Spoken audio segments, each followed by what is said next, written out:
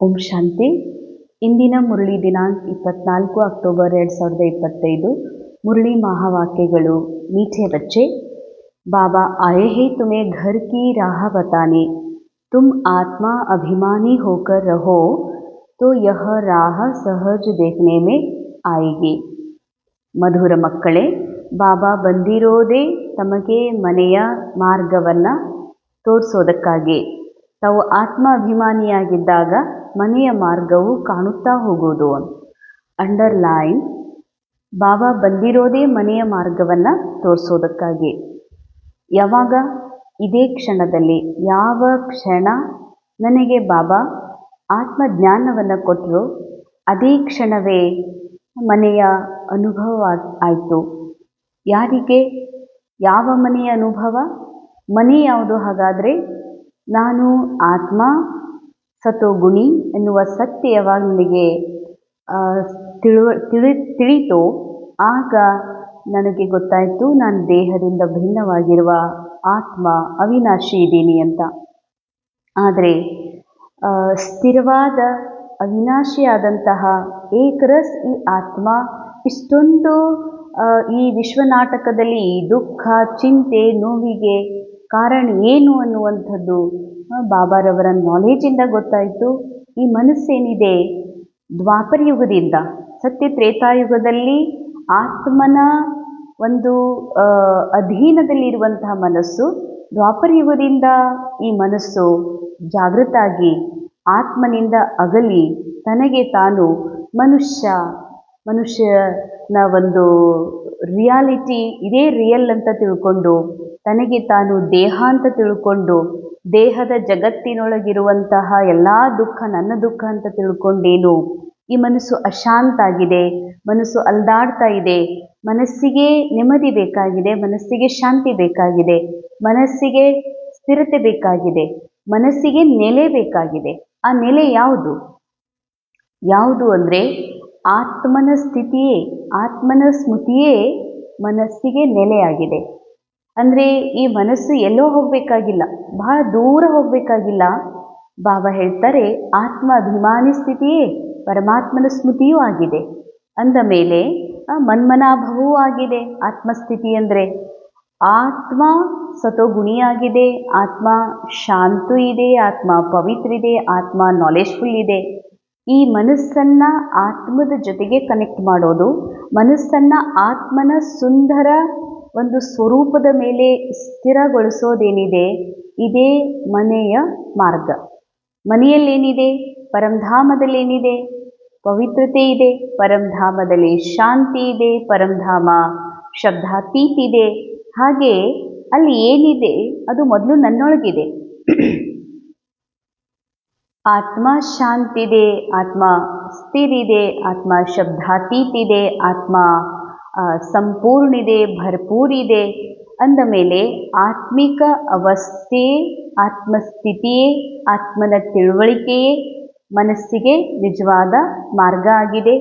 ಬಾಬಾ ಹೇಳ್ತಾರೆ ಎಷ್ಟೆಷ್ಟು ನೀನು ಆತ್ಮಸ್ಥಿತಿಯಲ್ಲಿ ಸ್ಥಿತ ಆಗ್ತಿ, ಆತ್ಮ ಅಭಿಮಾನಿಯಾಗುವ ಅಭ್ಯಾಸ ಮಾಡ್ತಿ, ದೇಹಭಾನದಿಂದ ಡಿಟ್ಯಾಚ್ ಆಗುವಂತಹ ಅಭ್ಯಾಸವನ್ನು ಮಾಡ್ತಿ, ಅಷ್ಟಷ್ಟು ಬಾಬಾ ಹೇಳ್ತಾರೆ ನಿನಗೆ ಮನೆಯು ಸ್ಪಷ್ಟವಾಗಿ ಕಾಣಲಿಕ್ಕೆ ಶುರುವಾಗ್ತದೆ ಅಂತ. ಅಂದರೆ ಇದರ ಅರ್ಥ ಇದರಲ್ಲಿ ಸ್ಪಷ್ಟ ಇದೆ. ಈ ಮನೆಗೆ ಯಾವಾಗ ಹೋಗ್ತೀವಿ ಅಂತಂದರೆ ಯಾವಾಗ ನಾವು ಆತ್ಮ ಈ ದೇಹದಿಂದ ದೇಹಾತೀತ ಆದಾಗ. ಆದರೆ ಈಗಲೇ ಕಾಣಿಸ್ತದನ್ನುವಂಥ ಅರ್ಥ ಏನಾಗಿದೆ? ಮನಸ್ಸಿಗೆ ಯಾವ ನೆಲೆ ಬೇಕಾಗಿದೆ, ಯಾವ ಒಂದು ನೆಮ್ಮದಿ ಬೇಕಾಗಿದೆ, ಸತ್ಯ ಶಾಂತಿ, ಆ ಸೈಲೆನ್ಸ್ನ ಅನುಭೂತಿ ಆಗಬೇಕಾಗಿದೆ, ಅದು ಆತ್ಮಸ್ಮೃತಿಯೊಳಗ, ಆತ್ಮದ ಆ ಒಂದು ಹೈಯೆಸ್ಟ್ ಸ್ಥಿತಿಯೊಳಗನೆ ಮನಸ್ಸಿಗೆ ಇದೆಲ್ಲ ಪ್ರಾಪ್ತ ಆಗ್ತದ, ಕಾಣಿಸ್ಲಿಕ್ಕೆ ಶುರುವಾಗ್ತದ. ನಾನು ಸ್ವಯಂ ಶಾಂತಿದ್ದೀನಿ, ನಾನು ಸ್ವಯಂ ಭರ್ಪೂರಿದ್ದೀನಿ ಅನ್ನುವಂಥ ಸತ್ಯ ಮನಸ್ಸು ಸ್ವೀಕಾರ ಮಾಡಲಿಕ್ಕೆ ಶುರುವಾಗ್ತದೆ. ಇದಕ್ಕೆ ಬಾಬಾ ಹೇಳ್ತಾರೆ ಎಷ್ಟೆಷ್ಟು ಆತ್ಮಸ್ಥಿತಿಯಲ್ಲಿ ಹೋಗ್ತೀರಾ ಅಷ್ಟಷ್ಟು ಮನೆ ನಿಮಗೆ ಸ್ಪಷ್ಟವಾಗಿ ಕಾಣಿಸ್ತದೆ. ಮನೆ ಅಂದರೆ ಶಾಂತಿಯ ಸೈಲೆನ್ಸ್ನ ಸ್ಥಿತಿ. ಪ್ರಶ್ನೆ, संगम पर कौन सी ऐसी नॉलेज मिली है जिससे सत्युगी देवताएं मोहजीत कहलाए? ಸಂಗಮ ಯುಗದಲ್ಲಿ ಅಂತಹ ಯಾವ ಒಂದು ನಾಲೆಜ್ ಅಥವಾ ಒಂದು ಸತ್ಯ ತಮಗೆ ಗೊತ್ತಾಗ್ತದ. ಇದರಿಂದ ಸತ್ಯುಗದಲ್ಲಿ ಮೋಹಜೀತರಾಗ್ಬಿಡ್ತೀರಿ, ತಮಗೆ ಮೋಹಜೀತರು ಅಂತ ಹೇಳಲಾಗ್ತದೆ ಅಂತ. उत्तर संगम पर तुम्हें बाबा ने अमर कथा सुनाकर अमर आत्मा की ನಾಲೆಜ್ दी है. ಈ ಸಂಗಮ ಯುಗದಲ್ಲಿ ಬಾಬಾರವರು ಅಮರ ಕಥೆಯನ್ನ ಹೇಳಿ ನಮಗೆ ಅಮರರನ್ನಾಗಿ ಮಾಡಿದ್ದಾರೆ. ಅಂದರೆ ಇಲ್ಲಿವರೆಗೆ ಈ ಮನಸ್ಸು ತನಗೆ ತಾನು ಮನುಷ್ಯ ಅಂತ ತಿಳ್ಕೊಂಡಿರೋದ್ರಿಂದ, ಮನುಷ್ಯನ ಪಾರ್ಟ್ ಅಲ್ಪಕಾಲಿಕ ಇರೋದ್ರಿಂದ, ಪರಿವರ್ತನಶೀಲ ಇರೋದ್ರಿಂದ ನಾನು ಒಂದು ದಿನ ಸಾಯ್ತೀನಿ ಅನ್ನುವಂಥದ್ದು ಈ ಮನಸ್ಸು ಹಿಡ್ಕೊಂಡು ಕುಂತಿತ್ತು. ಮನಸ್ಸಿನ ಪ್ರೋಗ್ರಾಮಲ್ಲಿ ನಾನು ಸಾಯ್ತೀನಿ, ನನ್ನವ್ರು ಸಾಯ್ತಾರೆ, ದೂರ ಆಗ್ತಾರ, ಸಮಾಪ್ತ ಆಗ್ತದ, ಕಳ್ಕೊತೀನಿ ಅನ್ನುವಂಥ ಭಯ ಬಹಳಷ್ಟಿತ್ತು. ಈಗ ಬಾಬಾರವರು ಯಾವಾಗ ಅಮರ ಕತೆ ಹೇಳ್ತಾರೆ, ಮಕ್ಕಳೇ ಅಮರನಾಥ ಪರಮಾತ್ಮನ ಅಮರ ಜ್ಯೋತಿ, ನೀವೆಲ್ಲ ಆತ್ಮ ಇದ್ದೀರಿ ಅಂದಮೇಲೆ ನೀವೆಂದಿಗೂ ಸಾಯುವಂತಹ ವಸ್ತು ಅಲ್ಲ, ಸಮಾಪ್ತ ಆಗುವ ವಸ್ತು ಅಲ್ಲ, ಸಾಯುವಂಥ ಮನುಷ್ಯ ಅಲ್ಲ. ಇದೆಲ್ಲದರಿಂದ ಪರಿಯಾಗಿರುವ ನಿರಾಕಾರ ಅವಿನಾಶಿ ಆತ್ಮ ಇದ್ದೀರಿ ಎನ್ನುವಂತಹ ನಾಲೆಜ್ ಬಾಬಾ ನಮಗೆ ಕೊಟ್ಟ ಮೇಲೆ ನಮ್ಗೆ ಗೊತ್ತಾಗಿದೆ, ನಾ ಆತ್ಮ ಇದ್ದೀನಿ, ನನಗೆ ಸಾವಿಲ್ಲ, ನಾ ಸಾವಿನಿಂದ ಪರೆ ಇದ್ದೀನಿ ಅಂತ. तो ज्ञान मिला यह ಅವಿನಾಶಿ बनाया ಡ್ರಾಮಾ ಹೇ. ಪ್ಲಸ್ ನಾಲೆಜ್ ಏನು ಸಿಕ್ತು, ಇದು ಅವಿನಾಶಿಯಾಗಿರುವಂತಹ ಮಾಡಲ್ಪಟ್ಟ ಡ್ರಾಮಾ ಆಗಿದೆ. हरेक आत्मा अपना अपना पार्ट बजाती है, वह एक शरीर छोड़ दूसरा लेती है, इसमें रोने की बात नहीं है.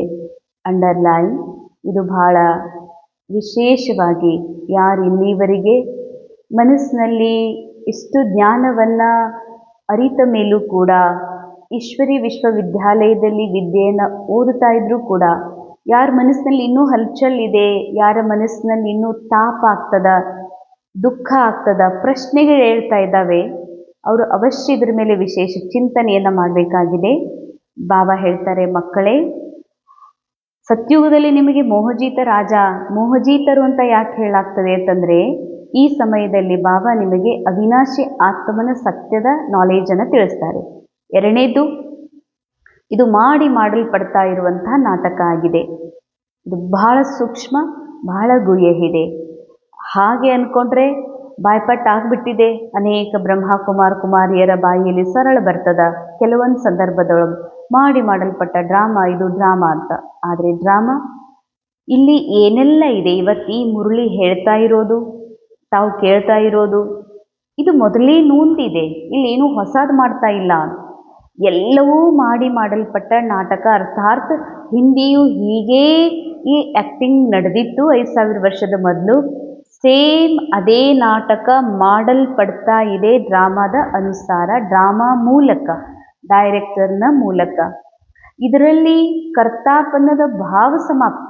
ನಾನು ಮಾಡ್ತಾ ಇದ್ದೀನಿ, ನಾನು ಮುರಳಿ ಓದ್ತಾ ಇದ್ದೀನಿ, ನಾನು ಸೇವಾ ಮಾಡ್ತಾ ಇದ್ದೀನಿ ಅನ್ನೋ ಮಾತೇ ಇಲ್ಲ. ಯಾಕೆ ಅಂದರೆ ಇದು ಮಾಡಲ್ಪಟ್ಟ ಡ್ರಾಮಾ. ಇದರಲ್ಲಿ ಪ್ರತಿಯೊಬ್ಬರದ್ದು ಅವರವ್ರದ್ದೇ ಪಾತ್ರ ಇದೆ. ಯಾರು ಎಷ್ಟು ವರ್ಷ ಯಾವ ಶರೀರದಲ್ಲಿ ಯಾರ ಜೊತೆಯಲ್ಲಿ ಯಾವ ರೀತಿಯ ಒಂದು ಕರ್ಮ ಆ ಪಾರ್ಟ್ನ ಮೂಲಕ ಆಗಬೇಕನ್ನುವಂಥದ್ದು ಡ್ರಾಮಾದಲ್ಲಿ ಮೊದಲೇ ನೊಂದಿರೋದ್ರಿಂದ ಬಾಬಾ ಹೇಳ್ತಾರೆ, ಯಾವಾಗ ಶರೀರ ಬಿಡಬೇಕು, ಯಾವಾಗ ಅವರು ಪುನರ್ಜನ್ಮ ತಗೊಳ್ಬೇಕು, ಇದು ಮೊದಲೇ ನೊಂದಿದೆ ಮಕ್ಕಳೇ ಅಂತಾರೆ ಬಾಬಾ, ಮೊದಲೇ ನೊಂದಿದೆ. ಹೀಗಾಗಿ ಯಾರಾದರೂ ದೇಹ ತ್ಯಾಗ ಮಾಡಿದರೆ, ಅಂದರೆ ಯಾರಾದರೂ ಆತ್ಮ ಈ ದೇಹವನ್ನು ತ್ಯಜಿಸಿ ಇನ್ನೊಂದು ಕಡೆ ಹೋಗಿ ಜನ್ಮ ತಗೋತಾರಂದ್ರ ಇದ್ರಾಗ ಅಳು ಮಾತೇನಿದೆ? ಯಾಕೆ ಅಳೋದು? ಯಾಕೆ ಅಂತಂದರೆ ತನ್ನನ್ನು ಮನುಷ್ಯ ಅಂತ ತಿಳ್ಕೊಂಡು, ಮನುಷ್ಯ ಜೀವನದ ಎಲ್ಲ ಕ್ರಿಯೆಗಳು ಮನುಷ್ಯನ ಬದಲಾವಣೆ, ಇದು ನನ್ನ ಬದಲಾವಣೆ ಅಂತ ಅಂದ್ಕೊಂಡಿದ್ದಕ್ಕೆ, ಮನುಷ್ಯನ ಜೀವನದಲ್ಲಿ ಏನೆಲ್ಲ ನಡೀತಾ ಇದೆ, ಸಿಗ್ತಾ ಇದೆ, ಇದು ರಿಯಲ್ ಅಂತ ತಿಳ್ಕೊಂಡಿದ್ದಕ್ಕೆ, ಯಾವಾಗ ಯಾವ ಮನುಷ್ಯರನ್ನು ನನ್ನವ್ರು ಅಂದ್ಕೊಂಡು ಇವರು ನಿಜವಾಗಿಯೂ ನನ್ನವರು, ಅವರ ಭಾವನೆ, ಅವರು ನನ್ನ ಪ್ರತಿಯಾಗಿಟ್ಟಿರುವ ವಿಶ್ವಾಸ, ಆ ಕ್ಯಾರೆಕ್ಟರ್, ಈ ಕ್ಯಾರೆಕ್ಟರ್ನ ಪ್ರತಿಯಾಗಿಟ್ಟಿರುವಂತಹ ಒಂದು ಕೇರ್, ಇದೆಲ್ಲ ರಿಯಲ್ ಅಂತ ಅಂದ್ಕೊಂಡಿದ್ವಿ. ಅದಕ್ಕಾಗಿ ಯಾವಾಗ ಅವರು ಆ ಪಾರ್ಟಿಂದ ಮುಕ್ತ ಆಗಬೇಕು, ಈ ದೇಹವನ್ನು ಬಿಟ್ಟು ಇನ್ನೊಂದು ಕಡೆಗೆ ಪ್ರಯಾಣ ಮಾಡಬೇಕಾಗ್ತದೋ ಆಗ ನಾವು ಬಿಟ್ಟು ಕೊಡೋದಿಲ್ಲ. ಯಾಕಂದರೆ ಆ ರೋಲ್ ಜೊತೆಗೆ ನನ್ನ ಅಟ್ಯಾಚ್ಮೆಂಟ್ ಇರೋದ್ರಿಂದ, ಆ ರೋಲ್ನ ಜೊತೆಗೆ ನನ್ನ ಭರೋಸಾ ಇರೋದ್ರಿಂದ ಅವ್ರು ಹೋದ ತಕ್ಷಣವೇ ಬಹಳ ದುಃಖಿತ ಆಗ್ತಾ ಇದ್ವಿ, ಅಳ್ತಾ ಇದ್ವಿ. ಬಾಬಾ ಹೇಳ್ತಾರೆ, ಈಗ ಅಳುವ ಮಾತೇ ಇಲ್ಲ, ರೋಲ್ ಫಿಕ್ಸ್ ಇದೆ, ಇದೊಂದು ಫಿಲ್ಮ್ ಇದೆ ಅಂತಾರೆ ಬಾಬಾ. ಎಷ್ಟೋ ಬಾರಿ ಹೀಗೂ ಆಗ್ತದ, ಕೆಲವರು ಫಿಲ್ಮ್ ಅಂತ ನೋಡ್ತಾರ, ಕೆಲವರು ಖರೆ ಅಂತ ತಿಳ್ಕೊಂಡು ಅಳ್ತಾನೆ ಇರ್ತಾರೆ. ಹಾಗೆ ಈ ವಿಶ್ವ ನಾಟಕದಲ್ಲಿ ಇಷ್ಟು ದೊಡ್ಡ ಫಿಲಮ್ನಲ್ಲಿ ಬಹಳಷ್ಟು ಜನ ಇದೊಂದು ಫಿಲ್ಮ್ ಅಂತ ರಾಜಯೋಗಿ ಇದೊಂದು ಫಿಲ್ಮ್ ಅಂತ ತಿಳ್ಕೊಂಡು ಇದರಿಂದ ಮೋಹರಹಿತವಾಗಿರ್ತಾನೆ. ಆದರೆ ಇನ್ನೂವರೆಗೂ ಕೂಡ ಬ್ರಹ್ಮಕುಮಾರ್ ದಾರಿಯಲ್ಲಿ ನಡೀತಾನೂ ಕೂಡ ಮನುಷ್ಯ ಭಾನದಲ್ಲಿ ಅದಾರತ್ತಂದ್ರ ಅವರಿಗೆ ಅವಶ್ಯ ದುಃಖ ಆಗೇ ಆಗ್ತದೆ. तो इसी नॉलेज से सतयुगी देवताओं को मोहजित कहा जाता है. ಈ ನಾಲೆಜ್ ಯಾರು ಈ ಒಂದು ಜೀವನದಲ್ಲಿ, ಈಶ್ವರೀಯ ಜೀವನದಲ್ಲಿ ದೇವಭಾನದಿಂದ ಮುಕ್ತ ಆಗಿ ತಮ್ಮ ಸೋಲ್ನ ಹೈಯೆಸ್ಟ್ ಸ್ಥಿತಿಯನ್ನು ತಲುಪ್ತಾರೋ ಅವರು ಈ ಒಂದು ಕ್ಯಾರೆಕ್ಟರ್ನ ಜೊತೆಗಿರುವಂಥ ಮೋಹದಿಂದ ಮುಕ್ತಾಗ್ತಾರೆ. ಆಗ ಸತ್ಯುಗದಲ್ಲಿ ಮೋಹಜೀತರು ಅಂತ ಗಾಯನ ಅವ್ರದ್ದಾಗ್ತದೆ.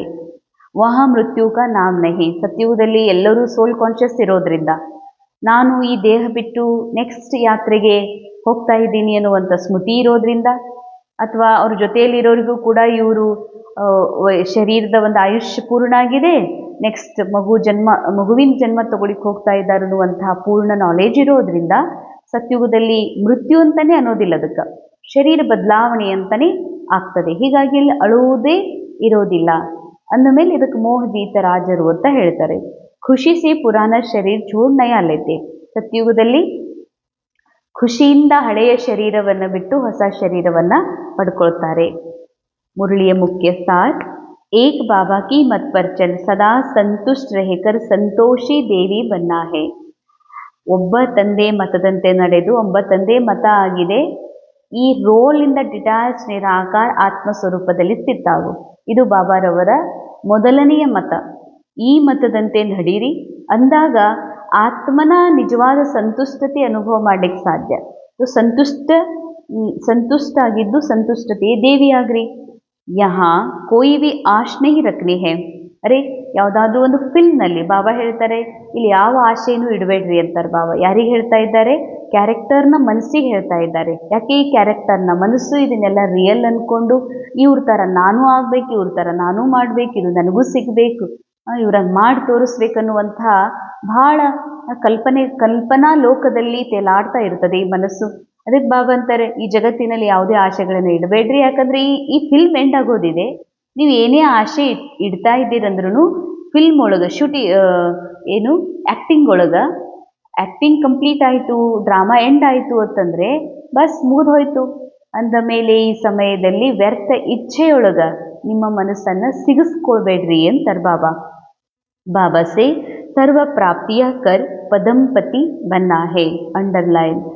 ಈ ಸಮಯದಲ್ಲಿ ನಾನು ಆತ್ಮ, ನನ್ನ ಒಂದು ಆತ್ಮದ ತಂದೆ ಏನಿದ್ದಾರೆ ಬಾಬಾ, ಏನೆಲ್ಲ ಬಾಬನ ಹತ್ರ ಇದೆ ಅದೆಲ್ಲವೂ ಆತ್ಮನೊಳಗಿದೆ. ಅದನ್ನೆಲ್ಲವನ್ನು ಸ್ಮೃತಿ ಕೊಡಿಸ್ಲಿಕ್ಕೆ ಬಾಬಾ ನಾಲೆಜ್ ಕೊಡ್ತಾ ಇದ್ದಾರೆ. ಈ ನಾಲೆಜನ್ನು ಪೂರ್ಣ ತಿಳ್ಕೊಂಡು ಅಂತಂದರೆ ನೀನು ಬಾಬಾರವರಿಂದ ಪೂರ್ಣ ಪ್ರಾಪ್ತಿ ಮಾಡ್ಕೊಳ್ತೀಯ. ಅರ್ಥಾತ್ ಪದಂಪತಿ ಆತ್ಮೀಯ ಅಂತ ಬಾಬಾ ನಮಗೆ ನೆನಪು ಕೊಡಿಸ್ತಿದ್ದಾರೆ. ಸೆಕೆಂಡ್ ಪಾಯಿಂಟ್, सबसे गंदा बनाने वाला बायोस्कोप सिनेमा है. तुम्हें बायोस्कोप देखने की मना है. तुम बहादुर हो तो. ಬಾಬಾ ಹೇಳ್ತಾರೆ ಎಲ್ಲಕ್ಕಿಂತ ಬುದ್ಧಿಯನ್ನು ಪತಿತ್ ಮಾಡುವಂಥದ್ದು ಸಿನಿಮಾ ಆಗಿದೆ, ಬಯೋಸ್ಕೋಪ್ ಆಗಿದೆ, ಫಿಲಮ್ ಅಥವಾ ಧಾರಾವಾಹಿ. ಅದಕ್ಕಾಗಿ ಬಾಬಾ ನಮಗೆ ಸಿನಿಮಾ ನೋಡಬೇಡ್ರಿ ಅಂತ ಹೇಳ್ತಾರೆ. ಯಾಕೆ ಸಿನಿಮಾ ನೋಡಬೇಡ್ರಿ ಅಂತಾರತ್ತಂದರೆ, ಸಿನಿಮಾ ಈ ಜಗತ್ತಿನೊಳಗೆ ಎಷ್ಟೆಷ್ಟು ಎಲ್ಲೆಲ್ಲಿ ದೇವಭಾನದ ಒಂದು ಲೇಯರ್ಸ್ ಇದೆ ಅದರ 100 ಪಟ್ಟು ಅದರ ಮಲ್ಟಿಪಲ್ ಮಾಡಿ ಸಿನಿಮಾದೊಳಗೆ ಅಷ್ಟು ದೇವಭಾನವನ್ನು ಎತ್ತಿ ತೋರಿಸ್ತಾರೆ, ಒತ್ತಿ ತೋರಿಸ್ತಾರೆ. ಏನಿದ್ರೂ ನಮ್ಮನ್ನು ದೇಹದ ಪ್ರಪಂಚದೊಳಗೆ ಈ ಪ್ರಪಂಚನೂ ಎಷ್ಟು ಸುಂದರ ಇದೆಯಲ್ಲಪ್ಪ ಅಂತಾರೆ ಅದು ಅನುಭೂತಿ ಮಾಡಿಸ್ತದ. ಇಲ್ಲ ಹೇಗೆ ಸಿನಿಮಾದಲ್ಲಿ ದುಃಖ, ಧೋಖ, ಮೋಸ ಮಾಡೋದಿದೆ, ನನ್ನ ಜೀವನನೂ ಹೀಗೆ ಇದೆ ಅಂತ ಇನ್ನೊಂದಿಷ್ಟು ದುಃಖದೊಳಗೆ ಮುಳುಗಿಸ್ತದ. ಇಲ್ಲ ದೇವಭಾನದಲ್ಲೇ ಮುಳುಗಿಸ್ತದ, ದುಃಖದಲ್ಲೇ ಮುಳುಗಿಸ್ತದ. ಹೀಗಾಗಿ ಪಾಪನೇ ಆಗ್ತದ, ಮತ್ತಷ್ಟು ಅಶರೀರಿ ಆಗೋದು, ಫರಿಸ್ತಾ ಆಗೋದು ಬಹಳ ಕಠಿಣ ಆಗ್ತದೆ. ಹೀಗಾಗಿ ಬಾಬಾ ಹೇಳ್ತಾರೆ ಸಿನಿಮಾ ನೋಡಬೇಡ್ರಿ ಮಕ್ಕಳೇ. तुम बहादुर हो तो हद और बेहद के बायोस्कोप का राज समझ दूसरों को समझाओ, सर्विस करो. ವಿಶೇಷ ಅಂಡರ್ಲೈನ್. ನೀವು ಖರೇನೇ ಬಹದ್ದೂರ್ ಇದ್ರೆ, ಬಾಬಾ ಹೇಳ್ತಾರೆ ನಿಜವಾಗಿಯೂ ನೀವು ಬಹದ್ದೂರ್ ಇದ್ರಿ ಅಂತಂದ್ರೆ, ನೀವು ಬಲಶಾಲಿ ಇದ್ರಿ ಅಂತಂದ್ರೆ ಒಂದು ಕೆಲಸ ಮಾಡ್ರಿ ಅಂತಾರೆ ಬಾಬಾ. ಹದ್ದು ಮತ್ತು ಬೇಹದ್ದಿನ ಸಿನಿಮಾದ ರಹಸ್ಯವನ್ನು ತಿಳ್ಕೊಂಡು ಬೇರೆಯವರಿಗೂ ತಿಳಿಸ್ರಿ. ಅಂದರೆ ಹದ್ದಿನ ಸಿನಿಮಾ ಡೈರೆಕ್ಟರ್ ಡೈರೆಕ್ಟ್ ಮಾಡ್ತಾರೆ, ಅಲ್ಲಿ ಸ್ಟೋರಿ ಇರ್ತದ, ಸ್ಟೋರಿ ಸ್ಕ್ರಿಪ್ಟೆಡ್ ರೆಡಿ ಇರ್ತದ, ಸ್ಟೋರಿ ಅನುಸಾರ ಕ್ಯಾರೆಕ್ಟರ್ ಸೆಲೆಕ್ಷನ್ ಆಗ್ತದ, ಎಲ್ಲರಿಗೂ ಒಂದು ಕ್ಯಾರೆಕ್ಟರ್ ಸಿಗ್ತದ. ಒಬ್ಬ ರಾಜ ಆಗಬೇಕು, ಇವನು ಪ್ರಜಾ ಆಗಬೇಕು, ಇವನು ಕೆಲಸದವನ ಆಗಬೇಕು, ಇವನ ಮನೆಯೊಳಗೆ ಮಗ ಆಗಿ ಹುಟ್ಟಬೇಕು, ಹೀಗೆ ಎಲ್ಲ ಸೆಟ್ಟಿಂಗ್ ಆಗ್ತದೆ. ಏನೆಲ್ಲ ಅಲ್ಲಿ ಶೂಟಿಂಗ್ ಆಗ್ತದೋ, ಏನೆಲ್ಲ ಇದೆ ಅದು ಜಸ್ಟ್ ಸಿನಿಮಾದೊಳಗೆ ಅಲ್ಪಕಾಲಿಕ ಅನ್ನೋದು ಎಲ್ಲರೊಳಗೂ ಗೊತ್ತಿರ್ತದೆ. ಶೂಟಿಂಗ್ ಮುಗೀತು ಅಂತಂದರೆ ಏನು ಶೂಟಿಂಗ್ ಆಗಿರ್ತದೋ ಅದೇ ರೀಪ್ಲೇ ಆಗ್ತದೆ, ಅದರಲ್ಲಿ ಏನೂ ಬದಲಾವಣೆ ಆಗೋದಿಲ್ಲ. ಹಾಗೆಯೇ ಈ ವಿಶ್ವ ನಾಟಕ ಇದೆ, ಇದು ಬೇಹದ್ದಿನ ನಾಟಕ, ಇದು ಮಾಡಲ್ಪಟ್ಟಂಥ ನಾಟಕ. ಈ ನಾಟಕ ಶೂಟ್ ಆಗಿಬಿಟ್ಟಿದೆ, ಅದೇ ವಾಪಸ್ ಅದೇ ನಡೀತಾ ಇದೆ ಅಂದಮೇಲೆ ಫಿಲ್ಮ್ ನಮ್ಗೆ ಹೀಗೆ ಅನ್ನಿಸ್ತದೆ ಆ್ಯಕ್ಚುಲಿ ನಡೀತಾ ಇದೆ ಇದು ಮೈಂಡ್ ಒಳಗೆ, ಈ ಫಿಲ್ಮ್ ನಡೀತಾ ಇರೋದು ಪ್ಲೇ ಆಗ್ತಾ ಇರೋದು ಮೈಂಡ್ ಒಳಗೆ. ನಮಗನ್ನಿಸ್ತದ ಹೇಗೆ 3D ಶೋ ನೋಡ್ತೀವಿ, 5D 3D ಒಳಗೆ ಸ್ಕ್ರೀನ್ ಮೇಲೆ ಪ್ಲೇ ಆಗ್ತಾ ಇರ್ತದೆ. ಯಾವಾಗ ನಾವು 3D ಚಸ್ಮಾ ಹಾಕ್ಕೊಂಡು 5D ಚಸ್ಮಾ ಹಾಕ್ಕೊಂಡು ನೋಡುವಾಗ ಸ್ಕ್ರೀನ್ ಮೇಲೆ ಹೋಗ್ತಾ ಇರುವಂಥ ಹಾವು ಅದು ಬಂದು ನನಗೆ ಟಚ್ ಮಾಡ್ತಾ ಇದೆ ಅನ್ನುವಂಗೆ ಹೆಂಗೆ ಫೀಲ್ ಆಗ್ತದೋ ಹಾಗೆ ವಿಶ್ವ ನಾಟಕ ಮೈಂಡಲ್ಲಿ ಪ್ಲೇ ಆಗ್ತಾ ಇದೆ. ಆದರೆ ನನಗೆ ನಾನು ದೇಹ ಬದಲಾಗುವ ದೇಹ ಅಂತ ತಿಳ್ಕೊಂಡಿದ್ದಕ್ಕೆ ಇದೆಲ್ಲ ಹೊರಗಡೆ ನಡೀತಾ ಇದೆ ಅಂತ ಹೀಗೆ ನಮಗೆ ಅನಿಸ್ತದೆ. ಇವಾಗ ಸೂಕ್ಷ್ಮ ಪುರುಷಾರ್ಥದಲ್ಲಿ ನಾವು ಆತ್ಮಸ್ಥಿತಿ ಅನುಭವ ಮಾಡ್ತೀವೋ ಆಗ ಈ ಮಾತಿನ ರಹಸ್ಯ ತಿಳ್ಕೊಳ್ಳಿಕ್ಕೆ ಸಾಧ್ಯ.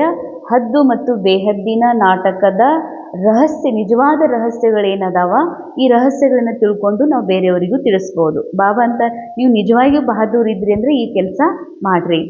ಸರ್ವಿಸ್ ಕರೋ, ಸರ್ವಿಸ್ ಅರ್ಥಾತ್ ಆತ್ಮ ಜಾಗೃತ ಮಾಡುವಂತಹ, ಆತ್ಮನನ್ನು ಪರಮಾತ್ಮನ ಜೊತೆಗೆ ಕನೆಕ್ಟ್ ಮಾಡುವಂಥ, ಸೋಲ್ನ ಸ್ಥಿತಿ ಹೈಯೆಸ್ಟ್ ಆಗುವಂತಹ ಒಂದು ಸೇವೆಯನ್ನು ಮಾಡ್ರಿ. वरदान पुरुषार्थ और सेवा में विधिपूर्वक वृद्धि को प्राप्त करने वाले ತೀವ್ರ ಪುರುಷಾರ್ಥಿ ಭವ.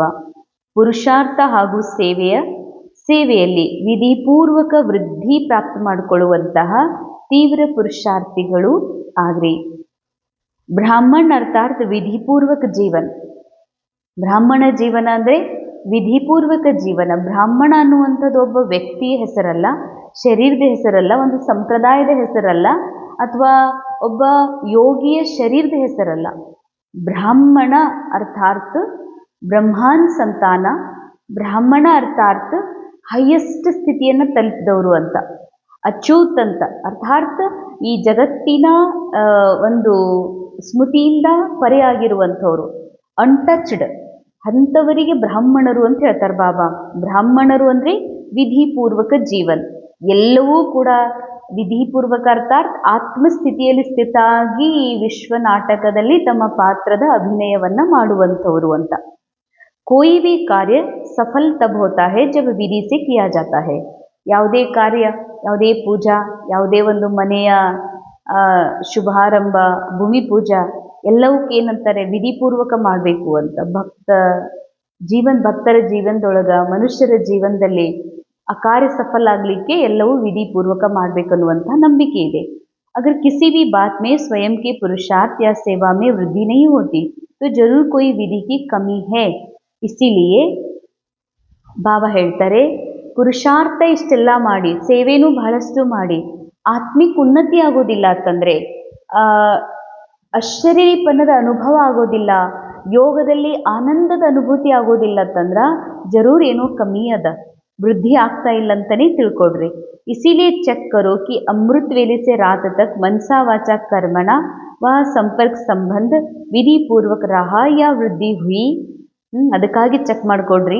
ಅಮೃತ ವೇಳೆಯಿಂದ ರಾತ್ರಿವರೆಗೆ ಮನಸಾ ವಾಚಾ ಕರ್ಮಣ ಹಾಗೂ ಸಂಬಂಧ ಸಂಪರ್ಕ ಈ ಎಲ್ಲವುಗಳಲ್ಲಿ ನಾನು ವಿಧಿಪೂರ್ವಕ ನಡೆದ್ನ ಅಂದರೆ ಮನಸಾ ವಾಚಾ ಕರ್ಮಣ ಆಗಲಿ, ಸಂಬಂಧ ಸಂಪರ್ಕ ಆಗಲಿ, ಇದು ರೋಲಿಂದ ಡಿಟ್ಯಾಚ್ ಆಗಿ ಆತ್ಮದ ಸತ್ಯಸ್ಥಿತಿಯಲ್ಲಿ ಸ್ಥಿತ ಆಗಿ ಸಾಕ್ಷಿಯಾಗಿ ಜಗತ್ತನ್ನು ನೋಡಿದೆಯೋ ಅಥವಾ ಇದೆಲ್ಲ ರೋಲ್, ಕ್ಯಾರೆಕ್ಟರ್, ಈ ಸಿನಿಮಾ, ಈ ನಾಟಕದಲ್ಲಿ ನಡೆಯುವ ಪ್ರತಿ ಮಾತು ಇದನ್ನು ರಿಯಲ್ ಅನ್ಕೊಂಡು ಅನುಭವ ಮಾಡಿದೋ? ನೋಡು ಅಂತಾರೆ ಬಾಬಾ, ನೀನು ಚೆಕ್ ಮಾಡ್ಕೋ. ಅಗರ್ ನಹಿ ತೋ ಕಾರಣ ಕೋ ಸೋಚ್ ಕರ್ ನಿವಾರಣ ಕರೋ.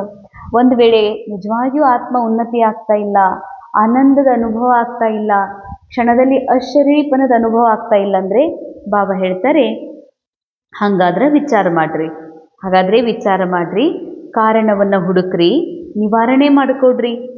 ಫಿರ್ ದಿಲ್ ಶಿಕಸ್ ನಹಿ ಹೋಂಗೆ, ಅವಾಗ ನಿಮ್ಮ ಮನಸ್ಸು ತಿನ್ನೋದು, ಮನಸ್ಸಿಗೆ ಬೇಜಾರಾಗೋದು ಸಮಾಪ್ತ ಆಗಿ ಹೋಗ್ತದ. ಅಗರ್ ವಿಧಿ ಪೂರ್ವಕ ಜೀವನ್ ಹೇ ತೋ ವೃದ್ಧಿ ಅವಶ್ಯ ಹೋಗಿ, ತೀವ್ರ ಪುರುಷಾರ್ಥಿ ಬನ್ ಜಾಯಂಗೆ. ಅಂಡರ್ಲೈನ್. ವಿಧಿಪೂರ್ವಕ ಪುರುಷಾರ್ಥ ಇತ್ತು ಅಂತಂದರೆ ವೃದ್ಧಿ ಆಗೇ ಆಗ್ತದೆ, ಸಫಲತೆ ಸಿಕ್ಕೇ ಸಿಗ್ತದಂತಾರೆ ಬಾಬಾ.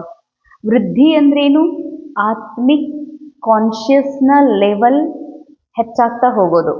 ಈ ಡ್ರಾಮಾದ ಎಲ್ಲ ಮಾತಿನಿಂದ ನನಗೆ ನಾನು ಡಿಟ್ಯಾಚ್ ಆಗ್ತಾ ಹೋಗೋದು, ಇದಾಗಿದೆ ವೃದ್ಧಿ. ಸಫಲತೆ ಅಂದರೆ ನನ್ನ ಆತ್ಮಿಕ ಅವಸ್ಥೆಯೊಳಗೆ, ನನ್ನ ಮೂಲ ಸ್ಥಿತಿಯಲ್ಲಿ ನಿರಂತರ ಅನುಭವ, ಬಾಬಾರ ಜೊತೆ ಕಂಬೈನ್ಡ್ ನಿರಂತರ ಅನುಭೂತಿ, ಇದಾಗಿದೆ ವೃದ್ಧಿ ಹಾಗೂ ಸಫಲತೆ. ಇದು ಆಗಬೇಕು ಅಂದರೆ ವಿಧಿಪೂರ್ವಕ ಇರ್ಬೇಕಂತಾರೆ ಬಾಬಾ. ವಿಧಿಪೂರ್ವಕ ವಿಧಿ ಯಾವುದು? ಆತ್ಮಿಕ್ ಸ್ಥಿತಿ. ಎಲ್ಲರೊಳಗೂ ಆತ್ಮನನ್ನೇ ನೋಡೋದು, ಗುಪ್ತ ಕ್ಯಾರೆಕ್ಟರ್ ಒಳಗಿರುವಂಥ ಆತ್ಮನನ್ನು. ಹಾಗೂ ನಾನು ಸಹ ಆತ್ಮ ಸ್ಥಿತಿಯಲ್ಲಿ ಇದ್ದುಕೊಂಡು ಯಾವಾಗ ಕರ್ಮವನ್ನು ಮಾಡ್ತೀವಿ, ಸಂಪರ್ಕದಲ್ಲಿ ಬರ್ತೀವಿ, ಇದು ವಿಧಿಪೂರ್ವಕ ನಿಮ್ಮ ಕರ್ಮ ಇತ್ತು, ಸಂಪರ್ಕ ಇತ್ತು ಅಂತಂದರೆ ಅಲ್ಲಿ ವೃದ್ಧಿ ಅವಶ್ಯ ಆಗಿ ಆಗ್ತದೆ ಅಂತಾರೆ ಬಾಬಾ. ಸ್ಲೋಗನ್: ಸ್ವಚ್ಛತಾ और सत्यता में ಸಂಪನ್ನ ಬನ್ನ ಹಿ ಸಚ್ಚಿ ಪವಿತ್ರತಾ ಹೈ. ಅಂಡರ್ಲೈನ್. ಸ್ವಚ್ಛತೆ ಹಾಗೂ ಸತ್ಯತೆಯಲ್ಲಿ ಸಂಪನ್ನಾಗ್ರಿ ಅರ್ಥಾತ್ ಮೈ ಹೂ ಹಿ ಸಂಪನ್ನ ಆತ್ಮ, ಮೈ ಹೂ ಹಿ ಸ್ವಚ್ಛ ಆತ್ಮ, ಮೈ ಹೂ ಹಿ ಪವಿತ್ರ ಆತ್ಮ. ಇದು ಈ ದೃಢತೆ ಇತ್ತು ಅಂತಂದರೆ ನಾನು ಕ್ಯಾರೆಕ್ಟರ್ ಅಲ್ಲ, ಕ್ಯಾರೆಕ್ಟರ್ ಒಳಗಿರುವ ಒಳ್ಳೆ ಕೆಟ್ಟದ್ದು ನಾನಲ್ಲ, ರೋಲ್ ನಾನಲ್ಲ, ನಾನು ಇರುವುದೇ ಆ ಶುದ್ಧ ಆತ್ಮ ಇದೀನನ್ನುವ ಸತ್ಯದ ಅನುಭವ ಆಯಿತು ಅಂತಂದರೆ ಬಾಬಾ ಹೇಳ್ತಾರೆ, ಇದೇ ನಿಜವಾದ ಪವಿತ್ರತೆ, ಇದೇ ಸಚ್ಚಾಯಿ, ಸಫಾಯಿ, ಇದೇ ಪವಿತ್ರತೆ. अव्यक्त इशारे स्वयं और सर्व के प्रति मनसा द्वारा योग की शक्तियों का प्रयोग करो.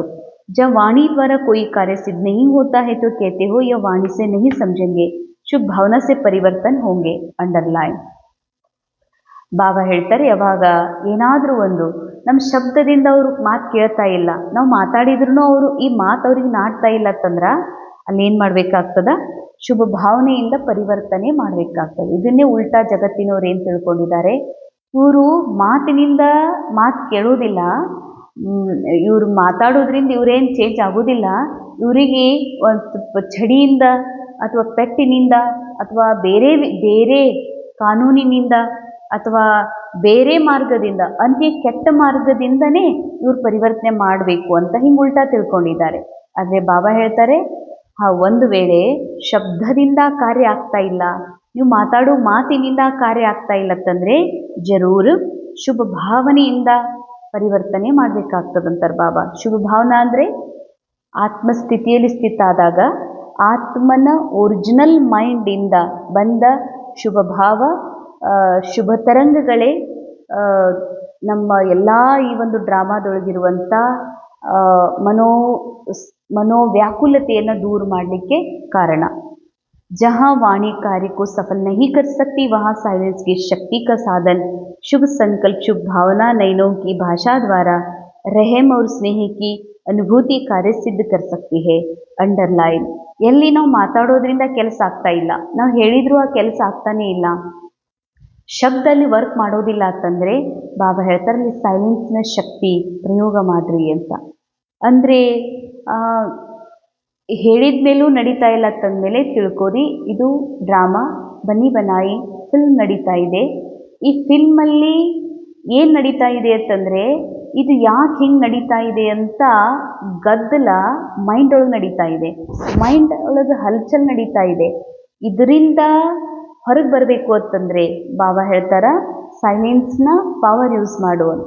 ಅವ್ರು ಮಾತು ಕೇಳ್ತಾ ಇಲ್ಲ ಅಂದರೆ ಇನ್ನೂ ಒಳ್ಳೆಯದೇ ಆಯ್ತಲ್ಲ, ನಾನು ನನ್ನ ರೋಲಿಂದ ಡಿಟ್ಯಾಚ್ ಆಗಿ, ಅವರ ಒಂದು ಸ್ಮೃತಿಯಿಂದ ಡಿಟ್ಯಾಚ್ ಆಗಿ ನನ್ನ ಆತ್ಮಿಕ್ ಆ ರಿಯಲ್ ಸೈಲೆನ್ಸ್ನ ತಕ್ಕ ಮುಟ್ಟಬೇಕು ಅಂತಂದ್ರೆ ಯಾವಾಗ ಮಾತು ರಿಜೆಕ್ಟ್ ಆಗ್ತದೆ, ಹಾಗೆ ಎಲ್ಲರೂ ಈ ರೋಲ್ನ ಅನುಸಾರ ಮಾತು ಕೇಳಿಬಿಟ್ರು ಅಂತಂದರೆ ಮತ್ತು ನಾವು ರೋಲ್ ಒಳಗೆ ಸಿಕ್ಕಾಕೋತೀವಿ, ಡ್ರಾಮಾ ಒಳಗೆ ಸಿಕ್ಕಾಕೋತೀವಿ. ಯಾವಾಗ ಯಾವುದು ಮಾತು ಯಾವುದು ಘಟನೆ ನಮ್ಮ ಅನುಸಾರ ನಡೆಯುವುದಿಲ್ಲ, ಅಲ್ಲಿಂದ ವೈರಾಗ್ಯ ಉಕ್ಕಿ ಬರ್ತದೆ. ಅಲ್ಲಿ ನಿಜವಾಗ್ಲೂ ಎಲ್ಲರೂ ಯಾವಾಗ ನಮಗೆ ರಿಜೆಕ್ಟ್ ಮಾಡ್ತಾರೋ ಆಗ ಹೀಗನ್ನಿಸ್ತದಲ್ಲ, ವಾ ನನಗೀಗ ನನ್ನ ಸತ್ಯದ ಕಡೆಗೆ ಹೋಗಬೇಕು, ನನ್ನ ರಿಯಲ್ ಸೈಲೆನ್ಸ್ನ ಅನುಭೂತಿ ಮಾಡಬೇಕು ಅಂತ ಆ ಪರಿಸ್ಥಿತಿ ಆ ಮಾತು ನೆನಪಿಸ್ಕೊಡ್ತದೆ. ಒಂದು ವೇಳೆ ಸೈಲೆನ್ಸ್ ನನ್ನ ಮುಟ್ಟಿದ್ರಿ ಅಂದ್ರ, ಅದನ್ನು ಟಚ್ ಮಾಡಿದ್ರಿ ಅಂದ್ರ ಈ ಎಲ್ಲ ಮಾತು ಮತ್ತೆ ಸರಿ ಆಗ್ತಾವಂತಾರೆ ಬಾಬಾ.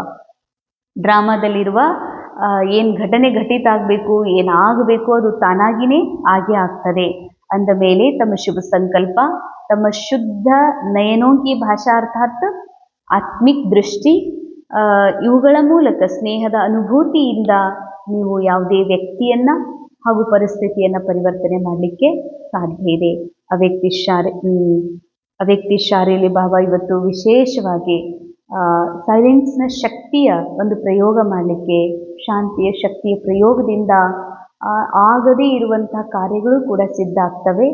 ಹಾಗೂ ನೀವು ಎಲ್ಲೇ ಇದ್ರೂ ಕೂಡ ದೂರದಲ್ಲಿರುವಂಥ ವ್ಯಕ್ತಿಯನ್ನು ಕೂಡ ಪರಿವರ್ತನೆ ಮಾಡಲಿಕ್ಕೆ ಸಾಧ್ಯ. ವಾಯುಮಂಡಲ ಮತ್ತು ಈ ಪ್ರಕೃತಿಯನ್ನು ಬದಲಾಯಿಸಬಹುದು. ಅದಕ್ಕಾಗಿ ಎಷ್ಟು ಸಾಧ್ಯ ಅಷ್ಟು ಈ ಶೋರ್, ಈ ಗದ್ದಲ, ಈ ಮಾತು, ಡ್ರಾಮಾ ಇದೆಲ್ಲದರಿಂದ ಡಿಟ್ಯಾಚ್ ಆಗ್ತಾ ತಮ್ಮ ಮೂಲ ಸ್ಥಿತಿ ಏನು ಆತ್ಮಿಕ ಸ್ಥಿತಿ ಇದೆ ಅದನ್ನು ಎಷ್ಟು ಅನುಭೂತಿ ಮಾಡ್ತೀರಿ, ಎಷ್ಟು ಅಟೆನ್ಷನ್ ಕೊಡ್ತೀರಿ, ಅಷ್ಟಷ್ಟು ಸೈಲೆನ್ಸ್ನ ಶಕ್ತಿಯ ಅನುಭವ ಮಾಡ್ತೀರಿ ಅಂತಾರೆ ಬಾಬಾ. ಓಂ ಶಾಂತಿ.